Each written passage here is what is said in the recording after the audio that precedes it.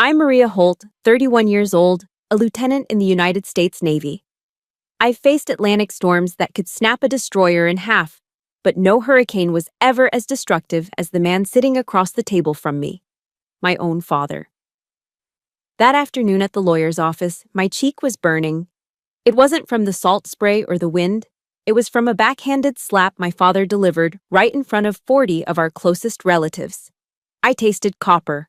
Blood was trickling from the corner of my lip. My father stood over me, veins bulging in his neck, screaming, "You selfish little brat! Sign the transfer papers for your brother. He's a man. He needs this house more than you do." My brother, Eric, just sat there, smirking, legs crossed, acting like robbing me of my inheritance was his birthright. They thought I was still the weak little black sheep they could bully. But they didn't know that the man sitting at the head of the table, my late grandfather's attorney, was holding a file that wouldn't just strip them of the roof over their heads, but was about to send my father to federal prison for bank fraud.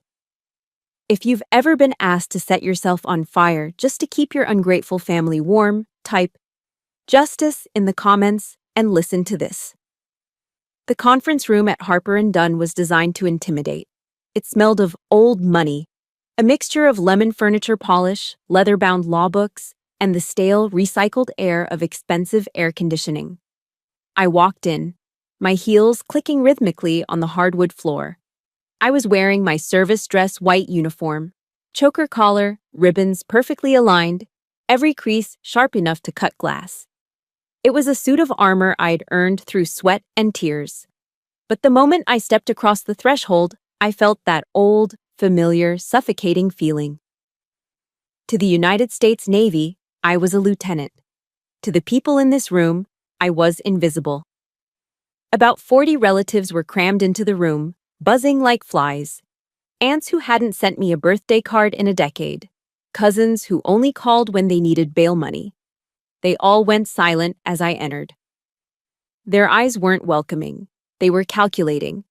They were vultures circling a carcass, waiting to see what scraps my grandfather, Walter Morgan, had left behind. And there, sitting at the head of the mahogany table as if he owned the building, was my father, Robert Holt.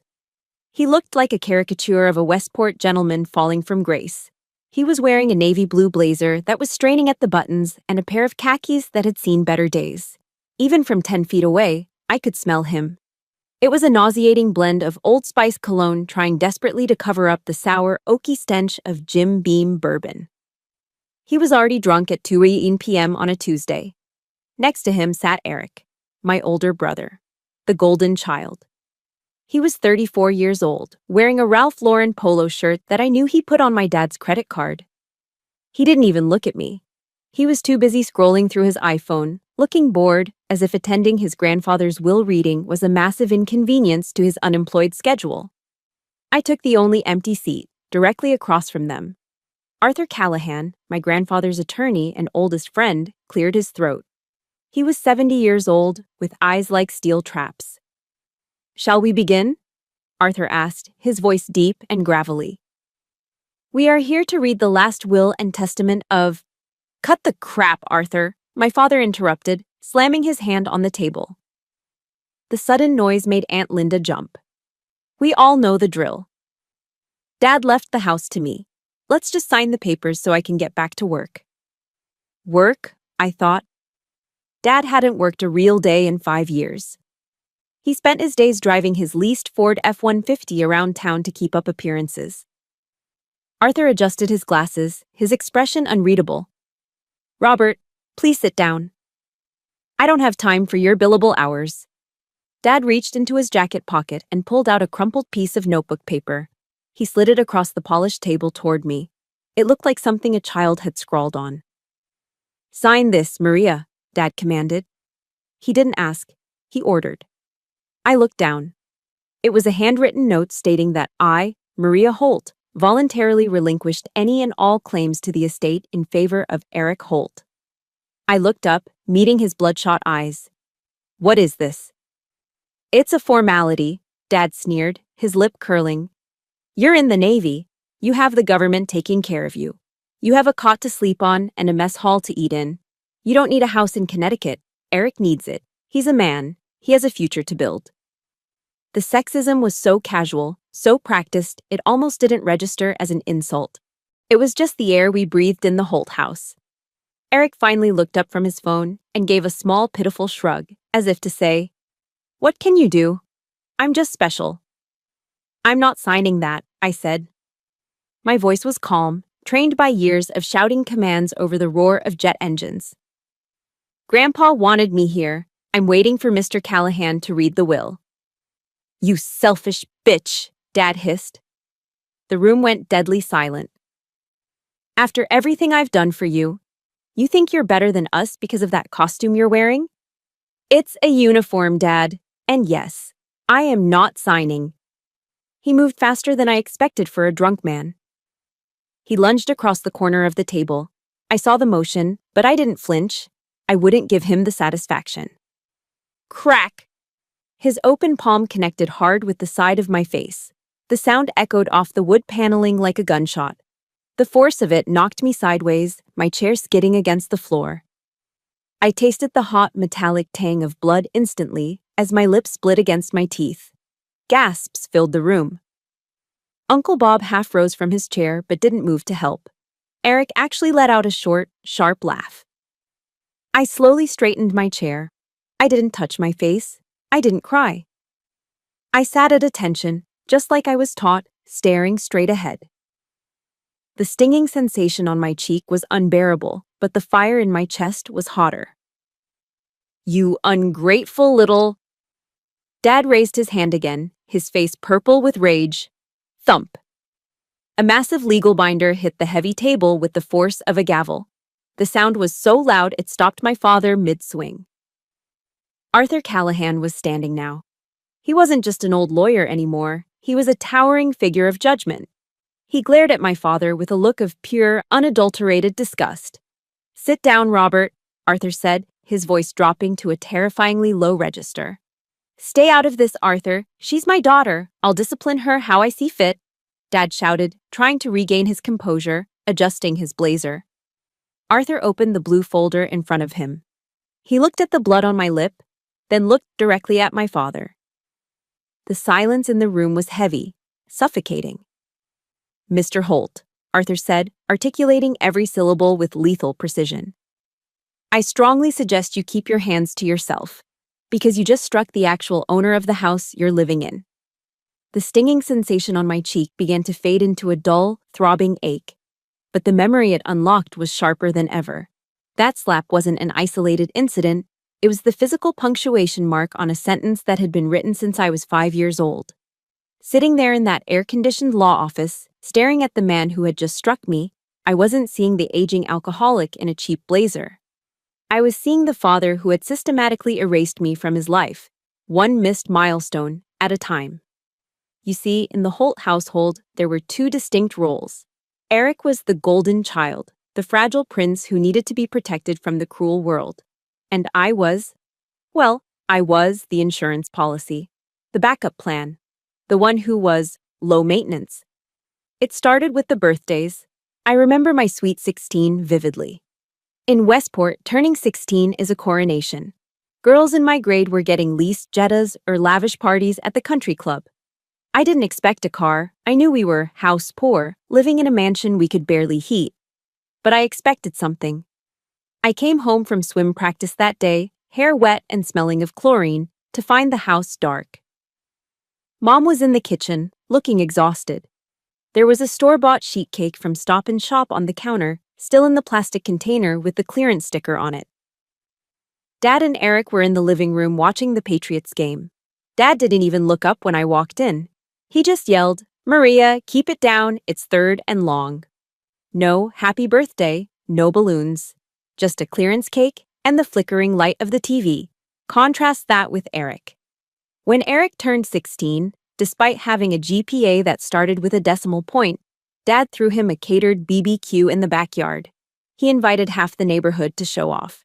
Eric got a brand new MacBook and a promise of a car if he brought his grades up. He never did. But the real knife in the heart wasn't the material stuff. It was the presence. Throughout high school, I practically lived in the pool. I was the varsity swim captain by my junior year. I woke up at 4:30 a.m. every single morning to train. I smelled permanently of chlorine and determination. I broke the state record for the 100-meter butterfly during the regional championships. I remember standing on the podium, the gold medal heavy around my neck, water dripping from my nose. I looked up into the bleachers, searching the sea of parents cheering for their kids. I saw Sarah Miller's dad waving a giant foam finger. I saw the entire Johnson family screaming. I looked for Robert Holt. I looked for that blue blazer. The seat was empty. Again.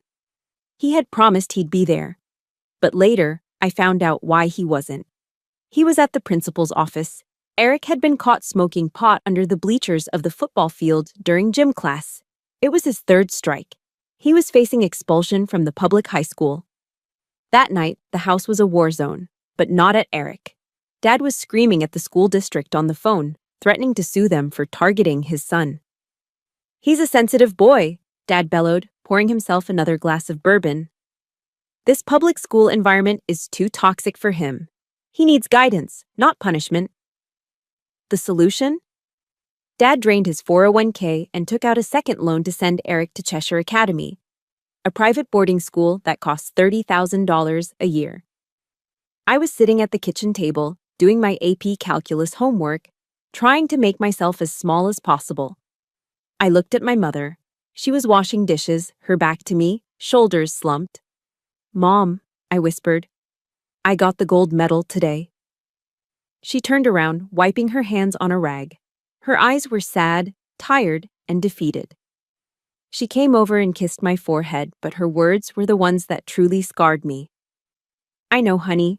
We're proud of you," she sighed, glancing nervously at Dad in the other room. "But please, don't make a fuss right now. Your father is stressed. You're strong, Maria. You've always been the strong one. You can take care of yourself. Eric is weaker. He needs us more. You're strong. He's weak." That was the sentence. That was the justification for every neglect, every overlooked achievement, every dollar siphoned away from my future to pay for Eric's mistakes. Because I was competent, I was punished. Because Eric was a mess, he was rewarded. I know I'm not the only one who has felt this. If you were the strong child who had to grow up too fast while the troublemaker got all the love and attention, please hit that like button right now. And tell me in the comments, what was the moment you realized you were on your own? I read every single one of them. The breaking point didn't come with a bang, but with a quiet, cold realization. It was the summer after graduation. I had been accepted to UConn with a partial scholarship, but I needed a co-signer for a small student loan to cover the rest. I brought the papers to Dad. He laughed. He literally laughed in my face. "I can't sign that, Maria. My credit is tied up with Eric's tuition. You're smart. Figure it out. Get a job." 2 days later, I came home to find a brand new jet ski in the driveway. A graduation present for Eric. That was the day the little girl waiting for her daddy on the bleachers finally died. I didn't argue. I didn't scream. I walked into my bedroom, the room with the peeling paint because they couldn't afford to fix it, and I made a decision. I wasn't going to college in the fall. I wasn't going to stay in Westport and watch them drown in their own dysfunction. I went to the Navy recruiting office in Norwalk the next morning. I signed the papers before lunch. 3 months later, the morning I left for boot camp, the house was silent. Dad was hungover, asleep on the recliner. Eric wasn't home. He was probably out partying on the jet ski I helped pay for by simply not existing as an expense. I didn't have nice luggage. I didn't have a trunk. I opened the kitchen drawer and took out a roll of black hefty garbage bags. I packed my entire life into 2 garbage bags. My clothes, my swim trophies, my few books. I cinched the plastic ties tight. As I dragged those black plastic bags down the driveway toward my rusted Honda Civic, I caught my reflection in the car window. I didn't look like a Westport debutante. I looked like trash being taken out to the curb. But as I threw those bags into the trunk and slammed the lid shut, I felt something shift in my chest. It was a cold, hard resolve. "I am never coming back," I whispered to the empty driveway. I thought I was leaving the garbage behind. I didn't realize then that you can drive 1,000 miles away, you can wear a uniform, you can become a warrior. But the ghosts of the people who were supposed to love you will always try to drag you back home. And now, 13 years later, sitting in this lawyer's office, staring at the handwritten note demanding I give up the only thing Grandpa left me, I realized my mother was wrong. I wasn't just strong, I was dangerous. And they were about to find out what happens when the strong one finally fights back. If you have never experienced Naval Station Great Lakes in the dead of winter, you don't know what cold is. It wasn't just a temperature, it was a physical assault. The wind coming off Lake Michigan didn't just chill you, it hunted you. It found every gap in your uniform, every weakness in your resolve, and it tried to freeze you from the inside out. But for me, the cold was a mercy. It numbed the pain of leaving home.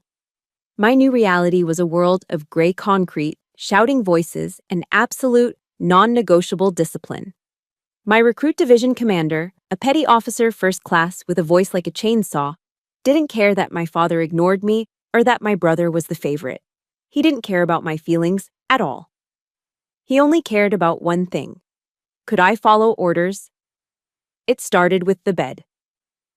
Every morning at 0500, while the rest of the world was still hitting the snooze button, I was standing in front of a twin-sized mattress, learning how to make hospital corners. It sounds ridiculous, right? Folding a sheet at a perfect 45-degree angle. Smoothing out the wool blanket until you could literally bounce a quarter off it. I remember one morning, my hands were cracked and bleeding from the dry air and the constant scrubbing of decks. I was exhausted, running on 4 hours of sleep. I looked at that bed, and I remembered a speech I'd read by Admiral McRaven. He said that if you make your bed every morning, you will have accomplished the first task of the day. It will give you a small sense of pride, and it will encourage you to do another task and another. So, I made the bed. I smoothed the wrinkles. I made it perfect. In that small act, I found something I never had in Westport: control. I couldn't control my father's drinking. I couldn't control Eric's entitlement. But I could control this bed. I could control my uniform. I could control my mind. While I was crawling through mud pits under barbed wire, gasping for air in the tear gas chamber, and eating MREs, meals ready to eat, that tasted like cardboard and preservatives, my old life was continuing without me. I remember one rare afternoon during holiday routine when we were allowed access to our phones for 30 minutes. I opened Instagram, my fingers stiff and calloused. The first photo on my feed was Eric. He was in Cabo San Lucas for spring break. He was shirtless, holding a bottle of tequila, surrounded by girls in bikinis. He looked tan, happy, and completely unburdened. The caption read, "Living the life. Thanks, Pops."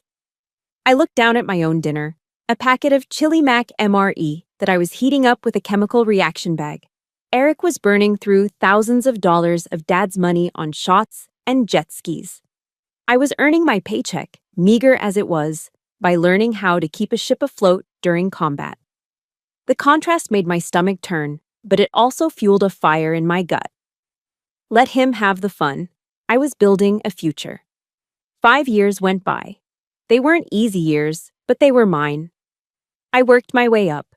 I went from an enlisted sailor to an officer, earning my commission through sheer grit. I became a lieutenant junior grade. I deployed. I saw the Atlantic, the Mediterranean. I stood watch on the bridge of a destroyer in the middle of the night, looking at stars that seemed brighter than anything in Connecticut. And I did something else, something that felt better than any party in Cabo. I paid off my student loans. I remember the day I did it. I was sitting in my small, sparsely furnished apartment in Norfolk, Virginia. I logged into the Navient website. The balance was $1,245. I had exactly $1,500 in my checking account. I clicked Submit Payment. The screen flashed, Paid in full. I sat back in my cheap IKEA chair and just breathed. I drove a 5-year-old Honda Civic that I bought with cash. I lived in a 1-bedroom apartment. I owned almost nothing of value by Westport standards, but I owned myself. My name was on the title of my car. My signature was on my lease. I didn't owe Robert Holt a single dime. The phone rang 2 weeks later. I looked at the caller ID. Dad! My heart hammered against my ribs. It had been 5 years. We had spoken maybe twice at Christmas, brief, awkward exchanges. Why was he calling now? A tiny, foolish part of me, the little girl who waited on the bleachers, thought, maybe he just wants to see how I am. Maybe he's proud. Hello? I answered, my voice steady. Maria, how are you, kiddo? His voice was too loud, too cheerful. I could hear the clink of ice in a glass in the background. I'm fine, Dad. I'm a lieutenant now. That's great, that's great. He rushed past my news as if I had said I bought a new pair of shoes. Listen, honey, I'm in a bit of a bind. It's Eric. My stomach dropped. Of course. What happened?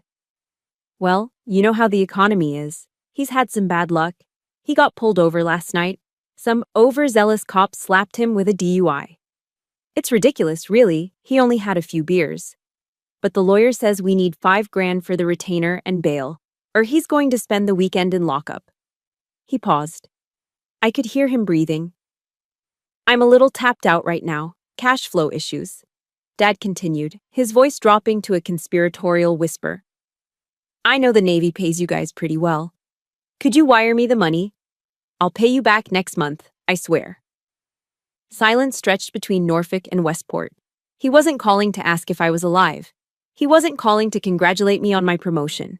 He was calling because his golden child had messed up, and he wanted the spare part to pay for the fix. No, I said. Excuse me? No, Dad, I don't have $5,000 for Eric's bail, and even if I did, I wouldn't give it to you. Are you serious? His fake cheer evaporated instantly, replaced by the venom I knew so well. He's your brother. He's sitting in a cell. You're just going to leave him there? You selfish, cold-hearted. He's 33 years old, Dad.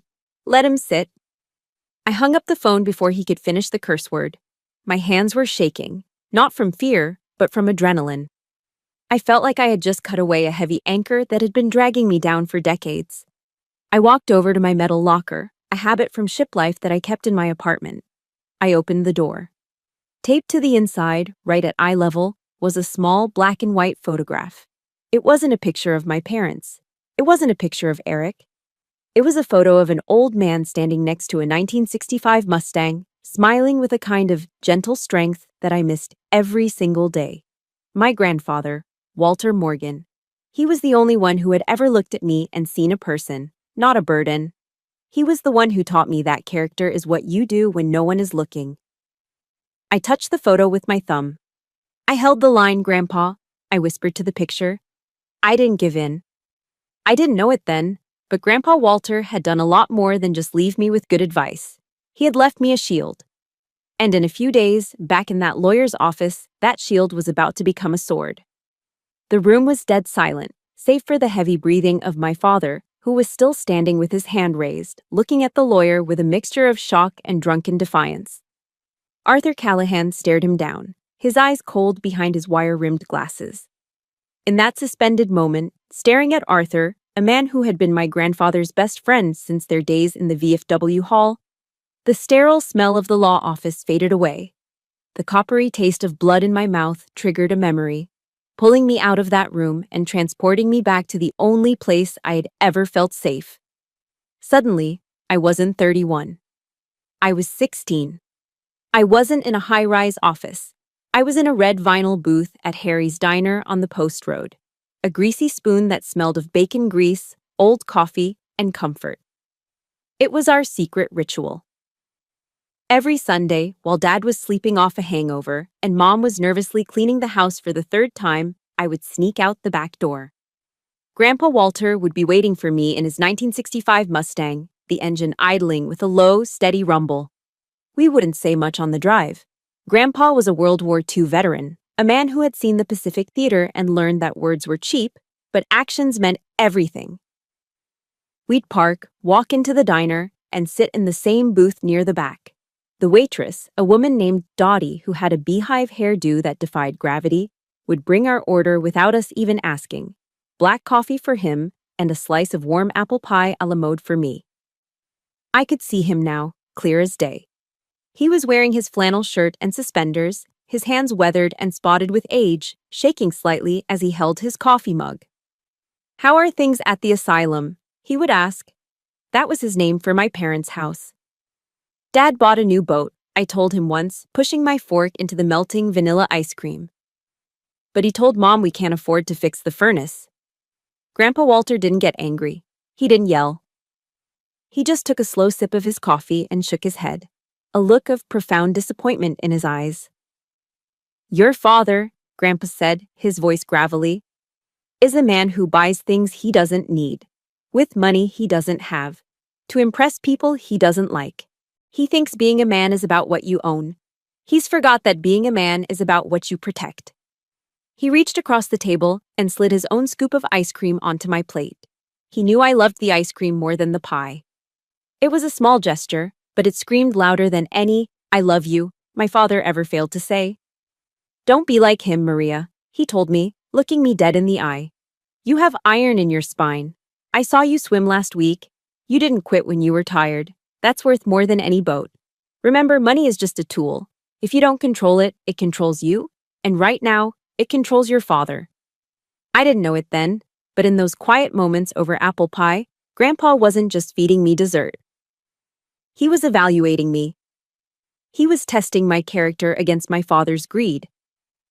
And he had made a decision. Snap. The sound of Arthur Callahan unclasping the thick legal binder brought me crashing back to the present.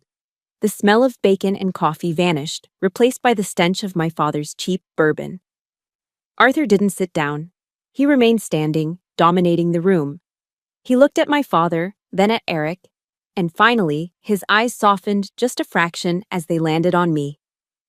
"Robert," Arthur said, his voice devoid of any warmth, "you seem to be under the impression that this proceeding is a standard probate case.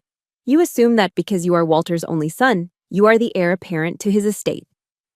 "It's not an assumption, Arthur," Dad spat, adjusting his blazer as he finally sat back down, trying to regain his dignity. "I'm his next of kin. It's the law." "Under normal circumstances, yes," Arthur agreed. He pulled a document from the file. It looked old. The paper was slightly yellowed. However, Walter was a man who planned ahead. He came to me 13 years ago, specifically the week Maria left for boot camp. My heart skipped a beat. 13 years ago? "Walter was very concerned," Arthur continued. "He knew about your gambling debts, Robert. He knew about the second mortgage you took out on your own home. And he knew that if he left his property to you in a standard will, the bank, or the IRS, would seize it within 6 months to pay off your liabilities." "That's a lie!" Dad shouted, but his face went pale. "So?" Arthur ignored him. "Walter did not leave the house to you in his will. In fact, the house hasn't belonged to Walter for over a decade." The room went so quiet you could hear the hum of the air conditioner. Arthur held up the document. On October 15, 2011, Walter Morgan transferred the deed of the property at 42 Oakwood Lane into an irrevocable living trust. I gasped. I knew enough about the law to know what that meant. A living trust bypassed probate. It was ironclad. "And who is the trustee?" Eric asked, his voice cracking. He looked nervous for the first time. "Is it me?" Arthur looked at Eric with pity, then turned his gaze to me. "The trust was established for the sole benefit of the one person Walter believed had the discipline to maintain his legacy," Arthur said. He picked up a smaller, handwritten letter from the file. "He asked me to read this note before I hand over the keys." Arthur adjusted his glasses and began to read. It was Grandpa's voice. I could hear it. "To my granddaughter, Maria. If you are hearing this, I am gone. I know your father has likely tried to bully you today. I know your brother has likely expected a handout. I'm sorry I cannot be there to stop them, but I have done the next best thing. I watched you leave for the Navy with nothing but 2 garbage bags, Maria. You didn't ask me for a dime. You stood on your own 2 feet. You are the only person in this bloodline who understands the value of a dollar and the weight of integrity.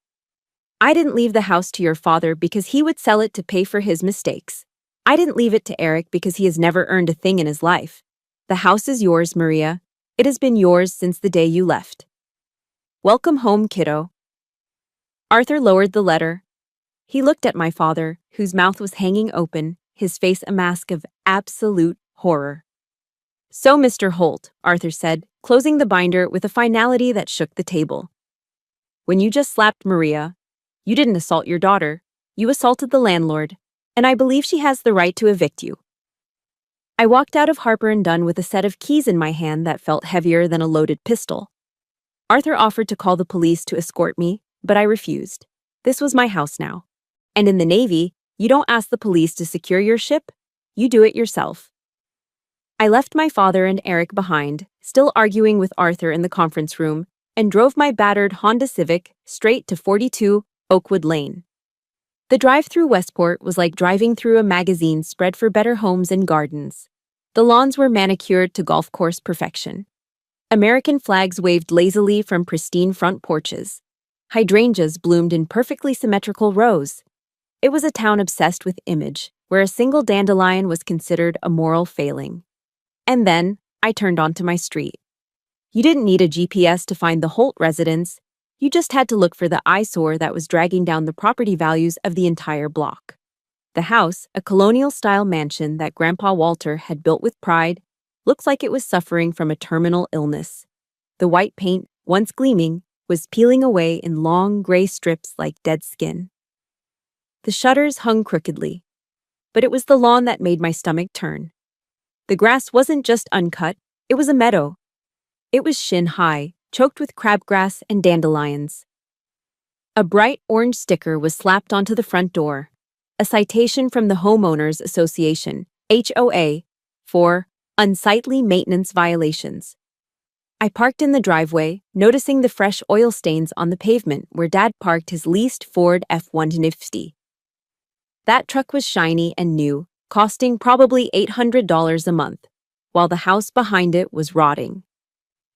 It was the perfect metaphor for Robert Holt, a shiny bumper on a wrecked chassis. I unlocked the front door and stepped inside. The smell hit me instantly. It wasn't the smell of home. It was the smell of stagnation.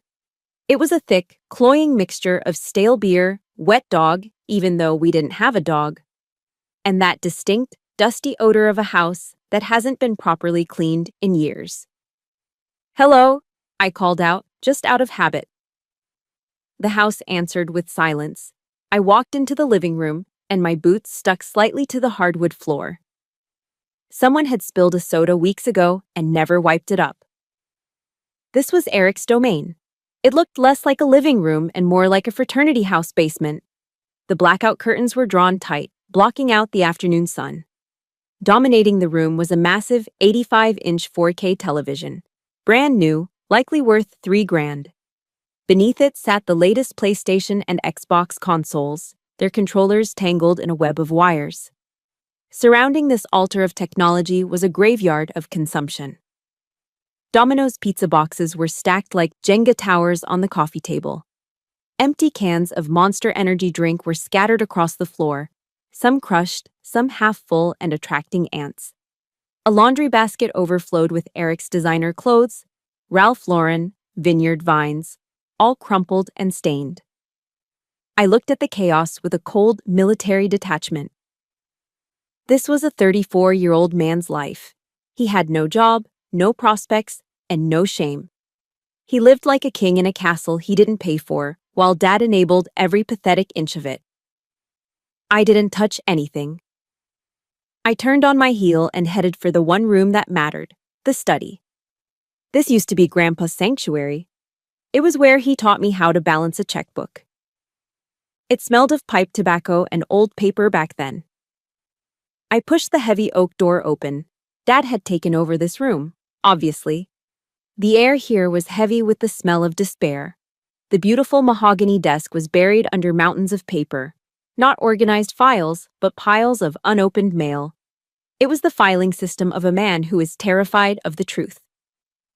I walked behind the desk and sat in the leather chair.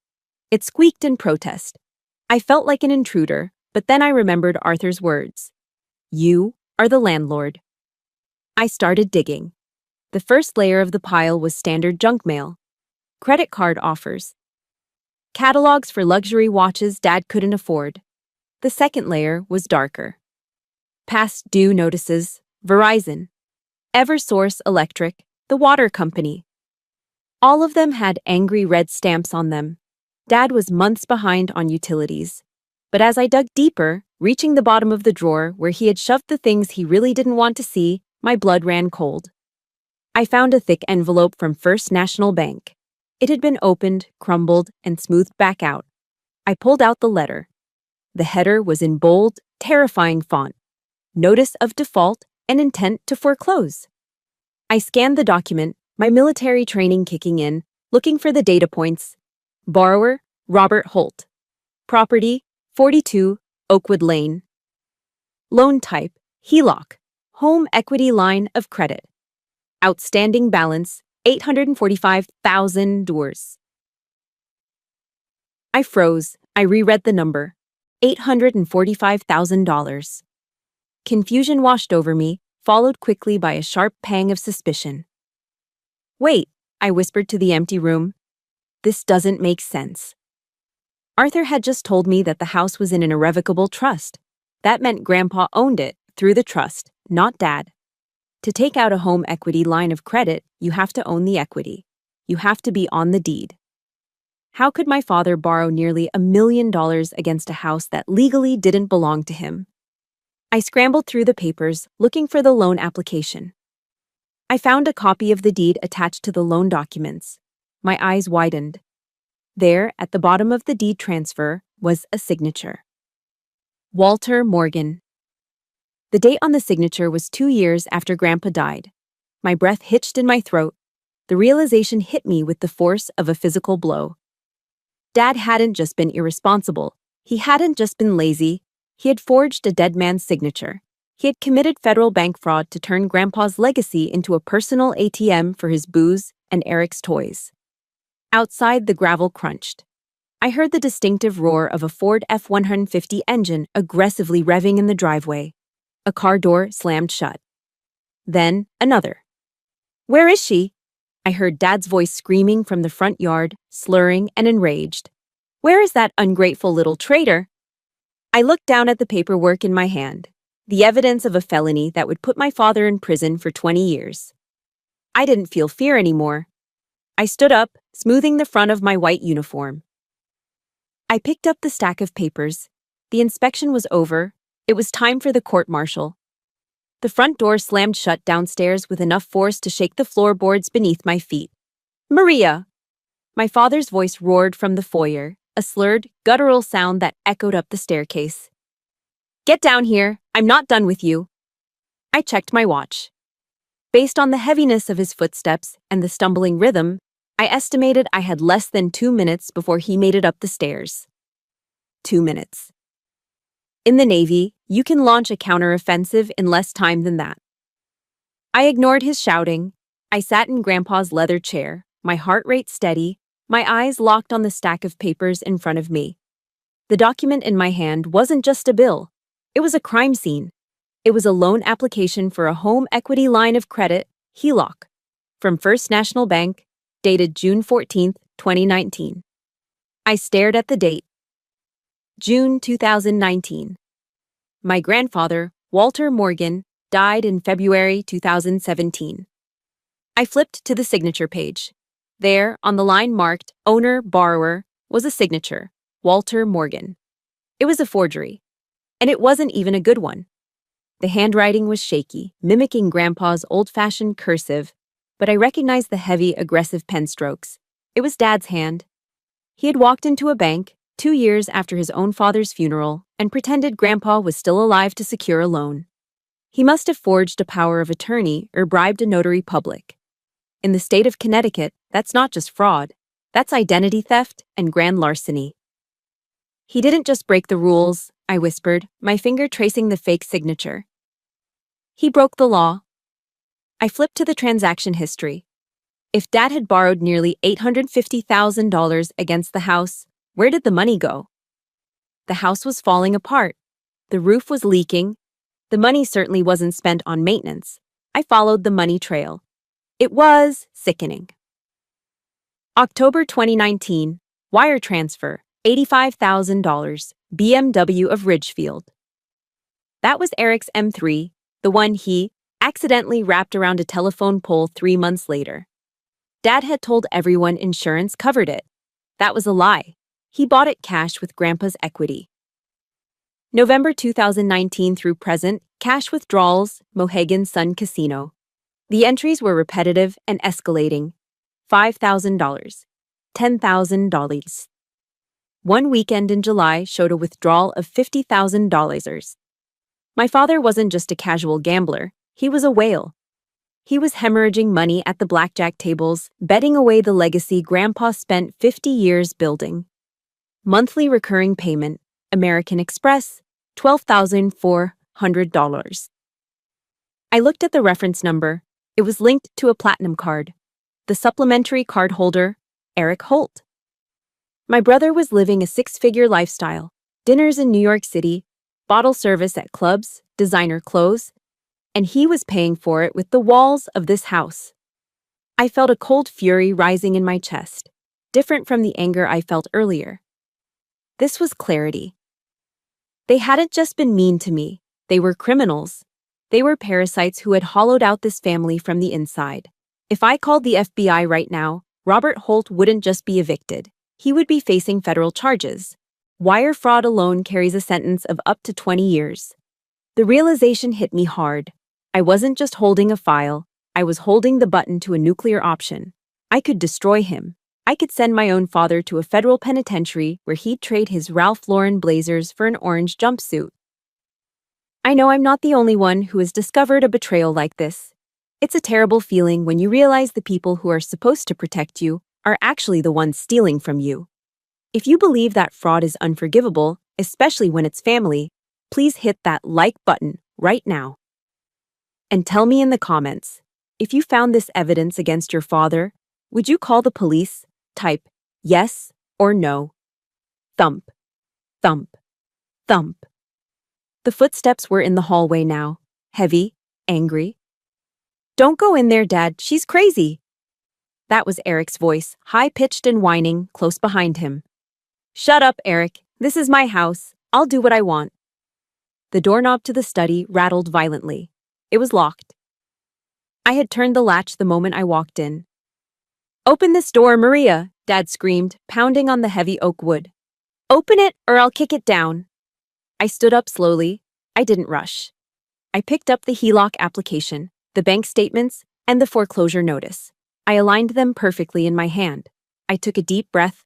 I checked my uniform one last time in the reflection of the window. I wasn't the scared teenager packing garbage bags anymore. I was an officer.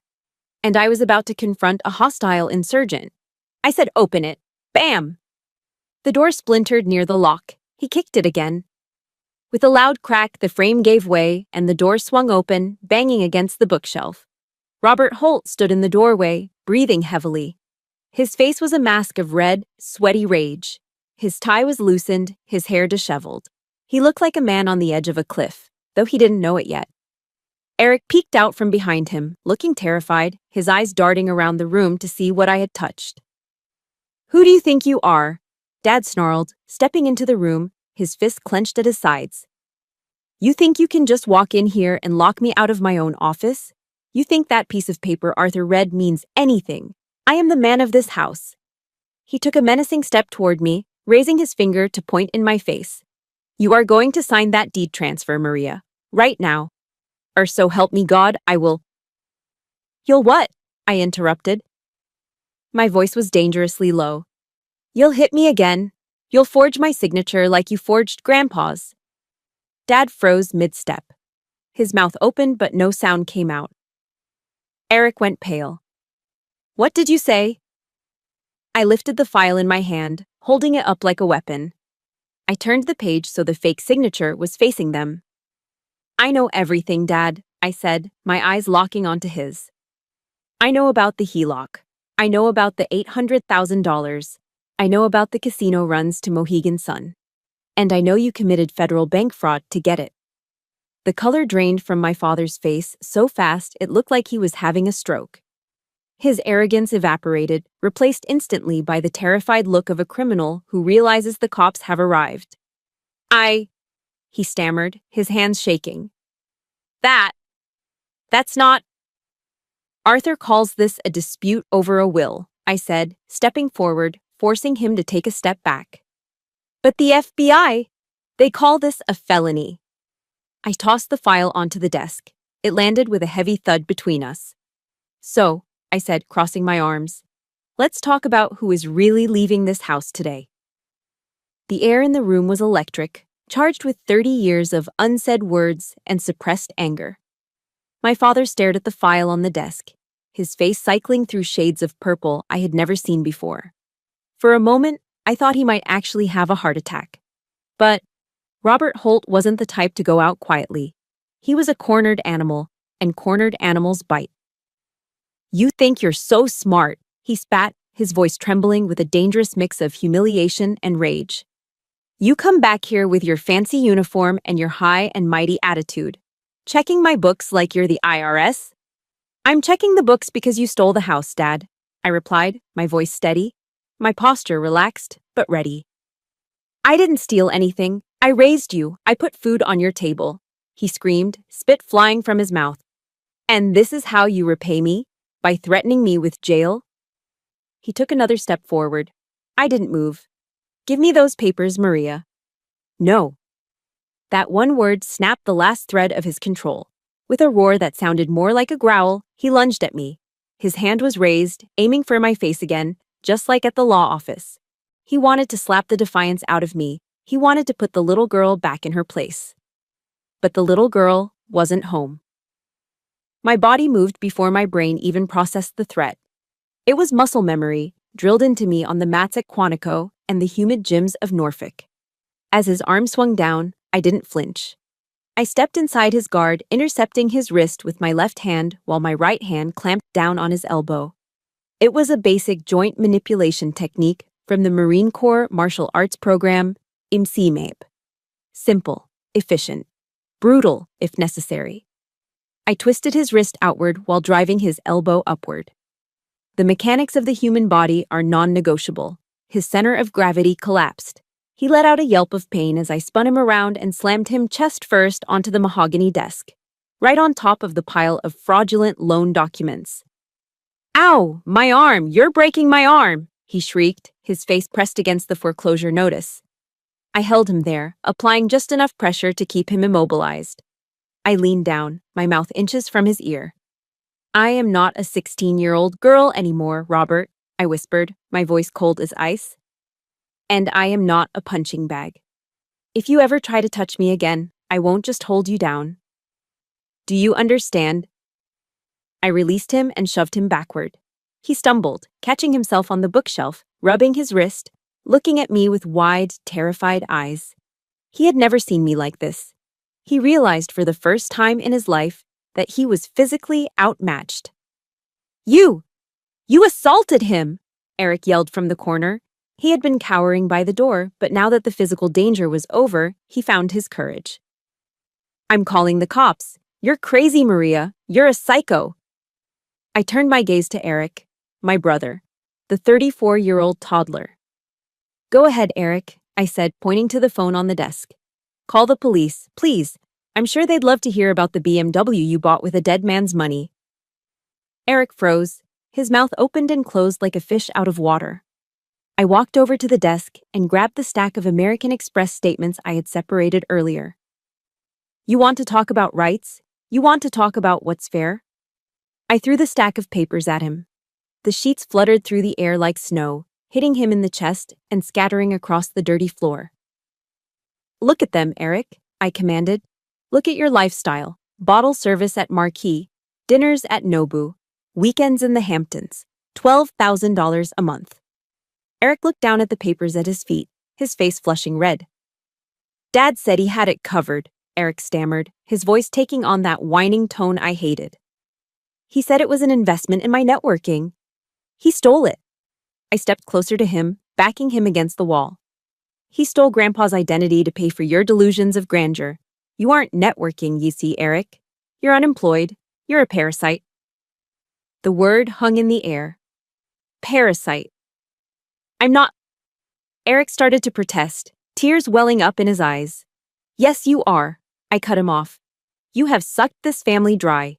You let Dad commit felonies just so you didn't have to get a job at Starbucks. You watched him drown, and you just asked for more water. I turned back to my father, who was still rubbing his wrist, looking old and defeated. The bluster was gone. The rage was gone. All that was left was a pathetic, scared man who knew the game was over. And you, I said to him, you aren't the landlord. You aren't the patriarch. You're a fraud. You have spent your entire life trying to look rich instead of being a good father. I walked over to the broken door frame and pointed into the hallway. Grandpa Walter used to read the Bible to me on Sundays, I said, my voice softening just a fraction, not out of kindness, but out of solemnity.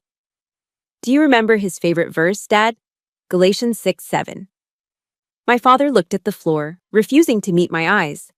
Do not be deceived. God is not mocked, for whatever one sows, that will he also reap. I let the words sink in. You sowed neglect, Dad. You sowed abuse. You sowed lies and greed. And now? I gestured around the rotting room, at the foreclosure notice, at his terrified son. Now you are reaping the harvest.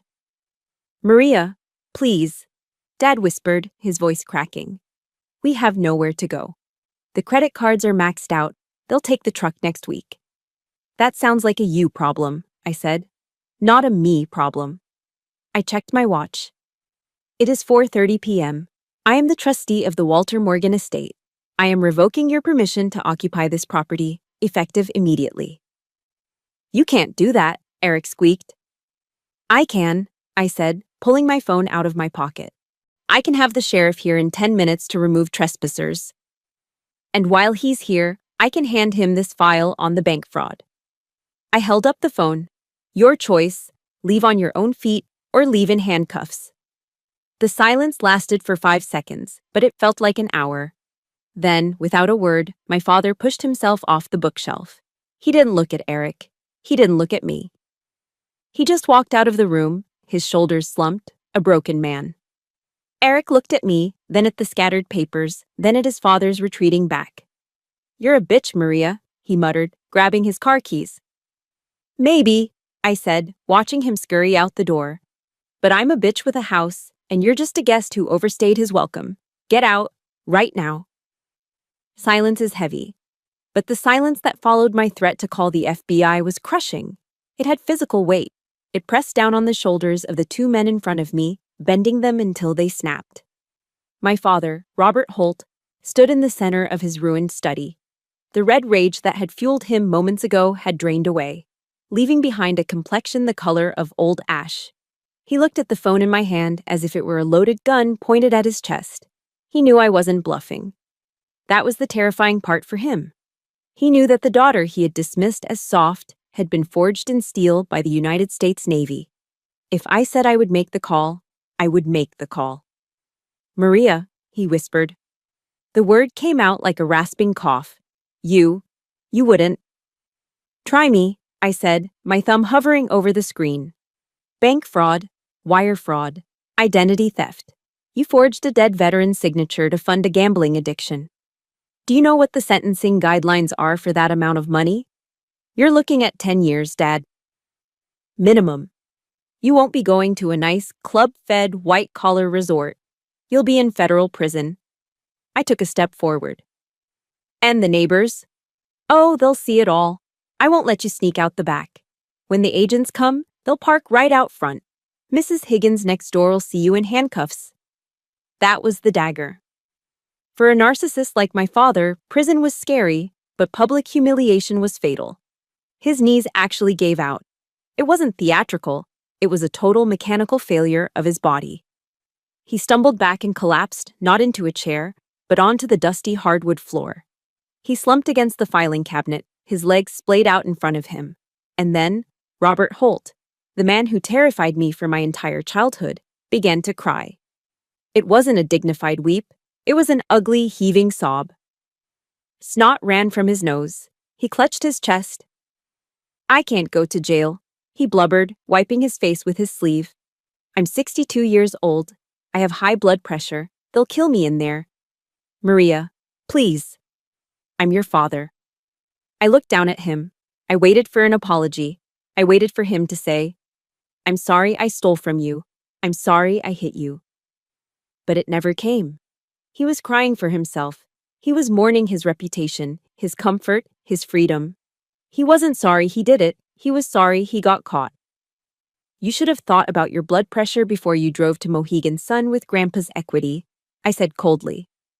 But the real horror show was just beginning. Eric, who had been frozen by the door clutching his car keys, suddenly seemed to process what this meant for him. The fear in his eyes shifted into a frantic, desperate anger. He realized the ATM was broken. The free ride was over. He didn't rush to comfort his sobbing father. He didn't offer to help. Instead, he turned on him. You said you had it handled, Eric screamed, his voice cracking. He threw his keys onto the floor. You told me the trust was just a rumor. You told me the money was ours. Dad looked up at his golden child, blinking through his tears. Eric, I tried. I did everything for you. You did nothing. Eric kicked the leg of the desk violently.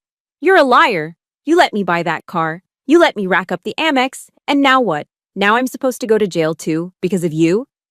I paid your debts, Dad yelled back, finding a shred of defensive energy. I risked everything to keep you happy.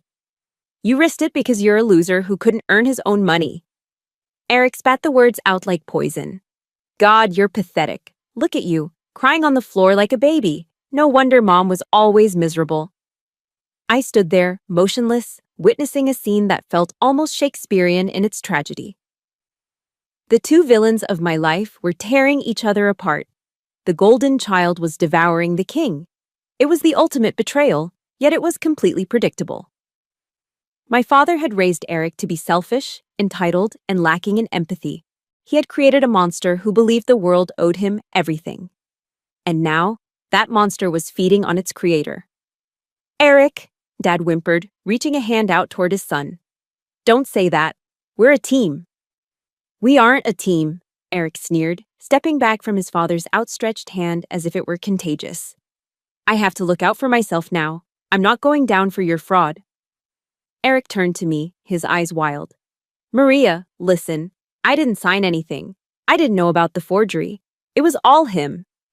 You can't report me. I was a victim too. I looked at my brother, a 34-year-old man willing to send his father to prison to save his own skin. You spent the money, Eric, I said quietly. Ignorance isn't a defense when you're driving a stolen BMW. It was a gift, Eric yelled, then looked back at Dad with pure hatred. You ruined my life. You promised me this house. You promised me everything. Get out, I said again. This time my voice wasn't angry. It was exhausted. Both of you, before I change my mind about that phone call. Eric didn't hesitate. He snatched his keys off the floor and stormed out of the house without looking back at his father. We heard the front door slam, followed by the screech of tires as he peeled out of the driveway. He was running away, just like he always did, leaving me alone with Dad. Robert Holt sat amidst the wreckage of his lies. The silence returned, but now it was filled with the soft, wet sounds of his weeping. He looked smaller than I had ever seen him. The blazer was wrinkled. The comb-over in his hair had fallen apart, revealing his bald scalp. He wasn't a monster anymore. He wasn't a patriarch. He was just a sad, broken old man sitting on a dirty floor in a house he didn't own, abandoned by the son he worshipped. I looked at him, and I expected to feel triumph. I expected to feel the rush of victory. But I didn't. As I watched him sob into his hands, terrified and alone, I felt something far worse than hate. I felt pity. Not the warm pity of compassion, but the cold, distant pity you feel when you see a rabid animal that has finally been put down. He was pathetic, and realizing he was pathetic stripped him of his power over me forever. I lowered the phone. I didn't dial the FBI. Not yet. Get up, I said to him. He looked up confused, his eyes red and swollen. Get up, Robert, I said, using his first name. We're going to the kitchen. We need to talk about your surrender. The late afternoon sun cast long, melancholic shadows across the perfectly manicured grass of Willowbrook Veterans Cemetery. It was quiet here. the kind of quiet you can't find anywhere else, heavy with history and peace. I stood in front of a simple white marble headstone. Walter J. Morgan, U.S. Navy, WQTC. I reached into the pocket of my dress whites and pulled out a quarter. It's a military tradition. A penny means you visited. A nickel means you trained together. A dime means you served together, and a quarter means you were with them when they passed away. I wasn't there when Grandpa died. I was deployed in the Mediterranean. But in spirit, I had never left his side. I placed the coin on the cold stone. It made a sharp clink. I got him, Grandpa, I whispered to the wind. I have him right where you knew he would end up. For the last hour, I had been standing there, wrestling with a decision that felt heavier than the foreclosure notice. I had the power to destroy my father. One phone call to the FBI, and Robert Holt would spend his golden years in a federal cell. It would be justice. It would be vengeance. It would be exactly what the old Maria, the angry teenage girl, wanted. But as I looked at Grandpa's name, I remembered something he told me once when I was furious about Dad missing my swim meet.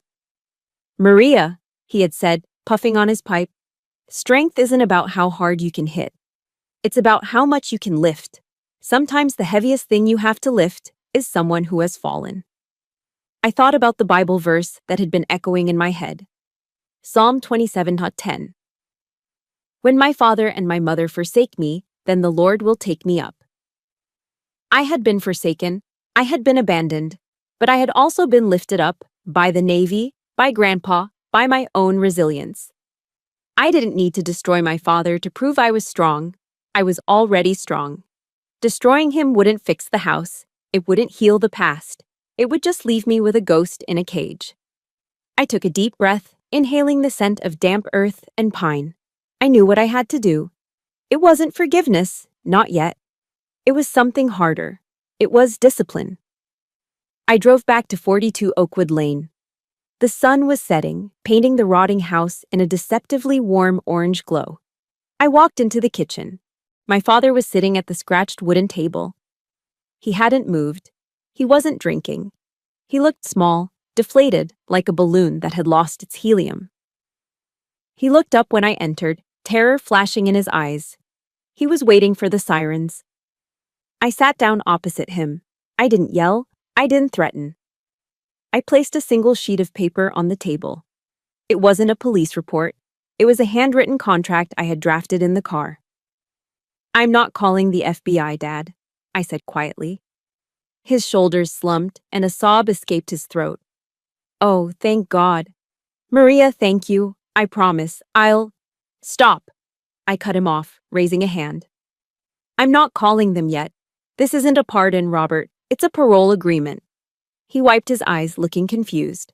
What? What does that mean?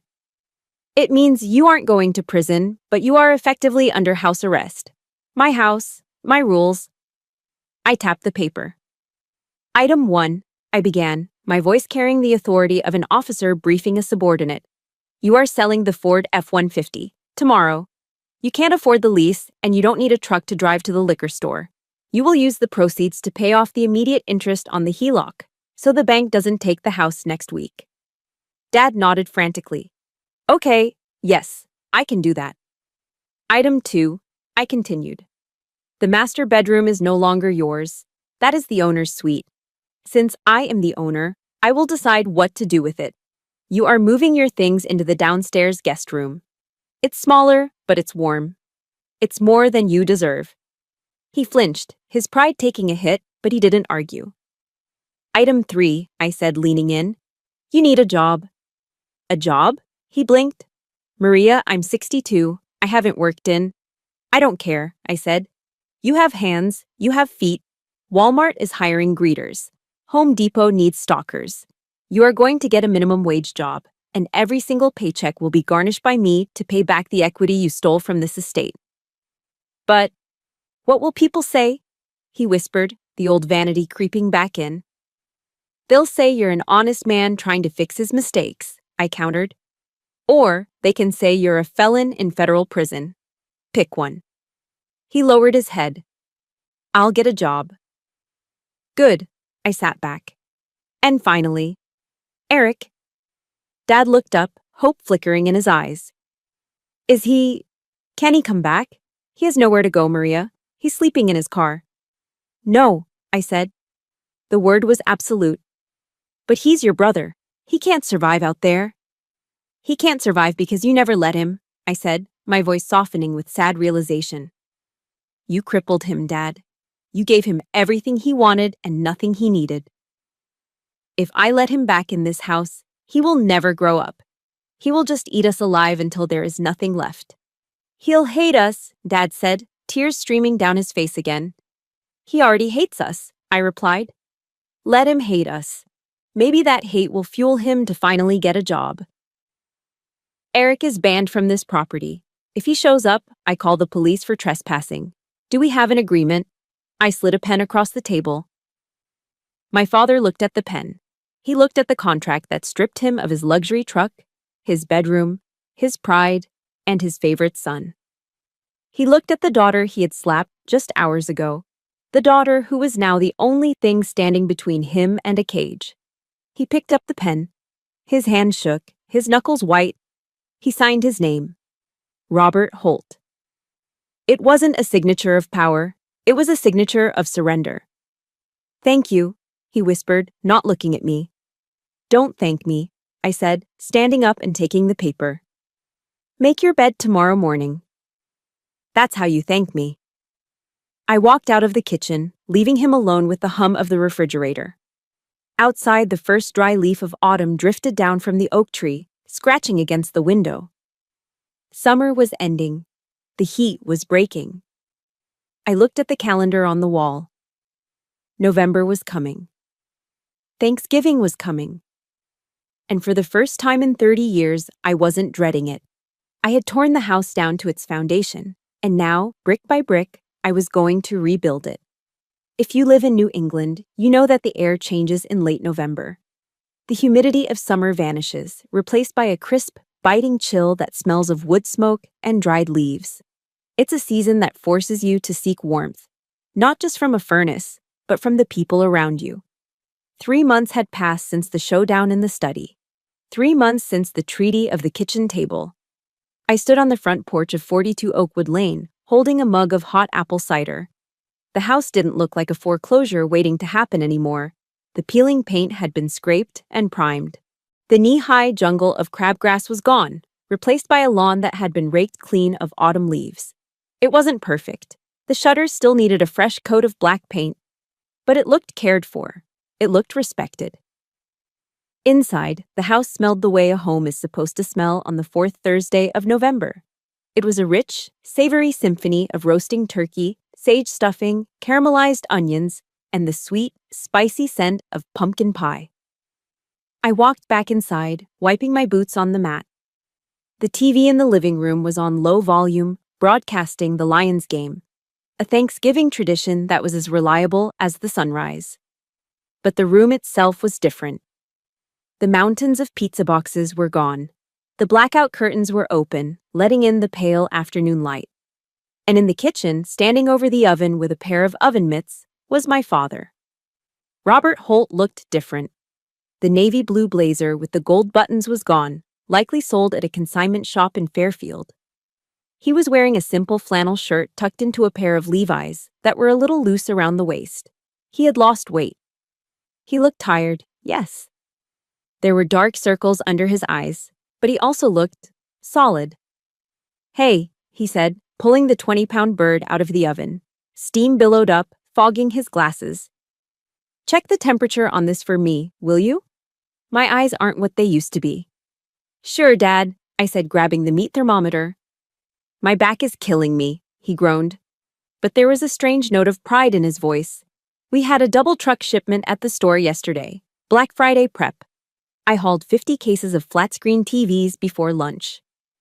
Walmart keeps you busy, I said, checking the turkey. It's perfectly cooked, 165 degrees. Yeah, well, he wiped his hands on a dish towel. The manager, distinct kid named Jason, said I'm the only one who actually greets customers like they're human beings.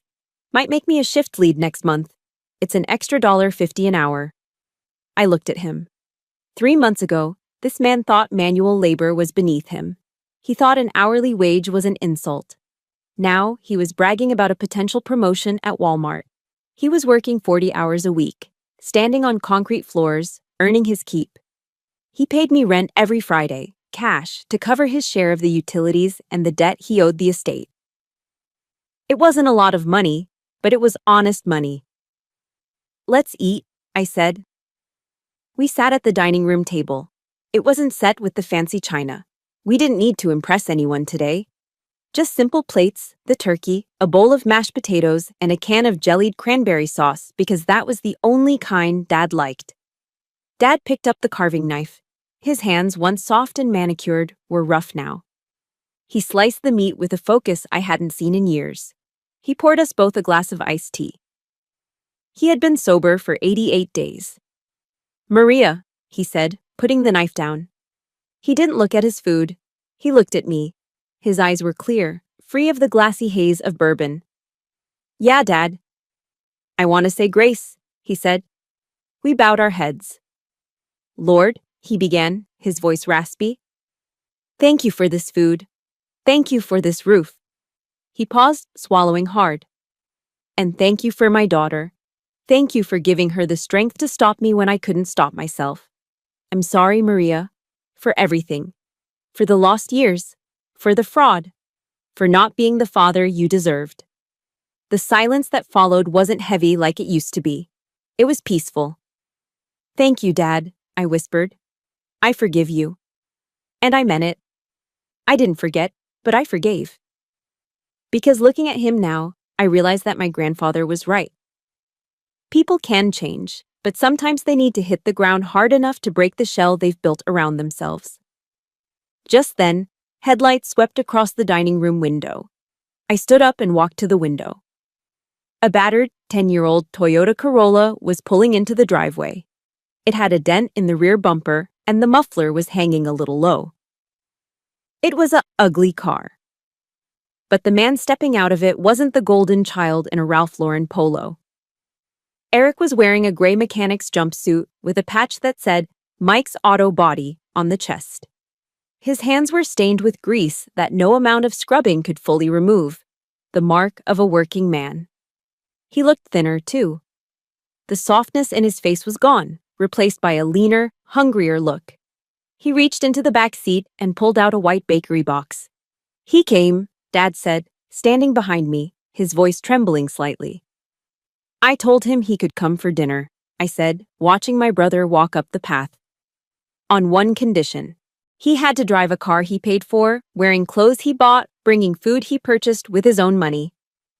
Eric stopped at the front door. He looked nervous. He adjusted his collar, took a deep breath, and knocked. I opened the door. My brother looked at me. There was no arrogance left in his eyes, just a quiet, tentative hope. "Hey, Maria," he said, holding up the box. "I brought an apple pie. It's not homemade, but I bought it, with my paycheck." "Apple pie is perfect," I said, stepping aside. "Come in, Eric. Dinner is ready." He walked in, the smell of grease and hard work following him, mixing with the smell of the turkey. He saw Dad standing in the hallway. They looked at each other, two men who had lost their fake kingdom but found their real footing.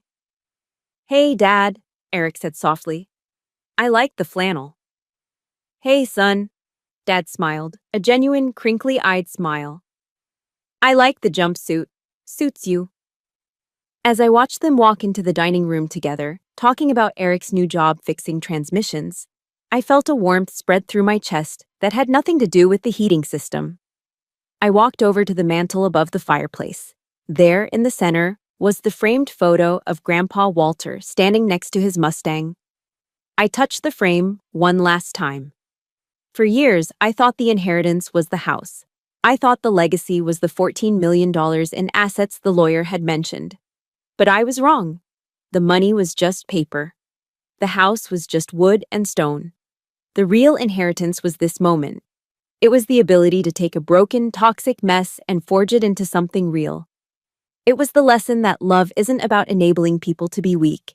It's about challenging them to be strong. "We made it, Grandpa," I whispered. "We finally cleaned the house." I turned around and walked into the dining room to join my family. Not the family I was born into, but the family I had built. Looking back, I realized that the hardest battles aren't fought on the ocean, but at our own kitchen tables. We are often taught that loving our family means saying yes to every request.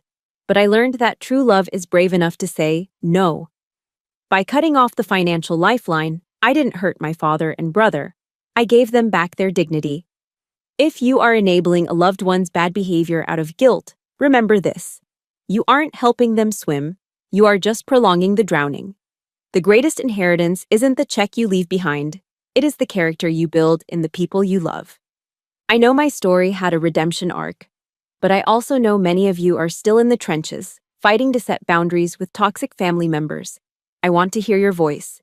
Do you think I did the right thing by forcing my elderly father to work at Walmart, or was I too harsh? Let me know your honest thoughts in the comments below. And if this story gave you the courage to finally stand up for yourself, please hit that like button and subscribe to the channel. Let's build a community where justice and self-respect always win. Until next time, stay strong.